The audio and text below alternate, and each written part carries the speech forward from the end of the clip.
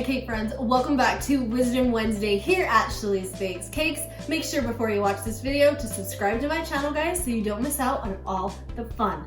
Alright, today, as you can see in front of me, I have my buttercream and it's whipped, and I also already beat it up with the wooden spoon because that is very important with your buttercream. You want to make sure to beat it with the wooden spoon after you bring it off the mixer so that it gets rid of all of those air bubbles. So I beat it up, it's ready to be frosted with, and this is my tip today.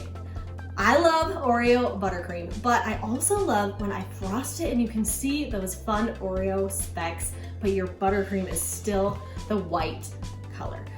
There's times when I make buttercream that I mix it all and I want it more of a gray color, and that's okay too if that's what you guys want. But today my tip for you is if you make Oreo buttercream and you want to keep that fun white buttercream and just see those flecks of the Oreos, don't put the Oreos in until after you beat your buttercream. And then when you come and you beat it with your wooden spoon after it's ready, then we add our pulverized Oreos into our buttercream, guys. That is essential in keeping the white look and just the flecks.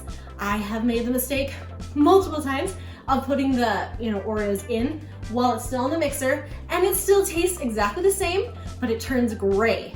And then I'm like, no, I wanted the fun white flecks in my white buttercream. Not white flecks, I wanted the Oreo flecks in my white buttercream.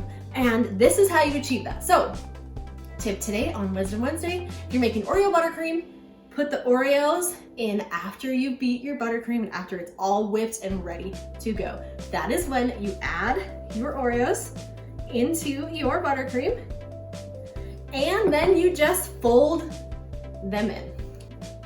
So we're just gonna fold these pulverized Oreos into our buttercream.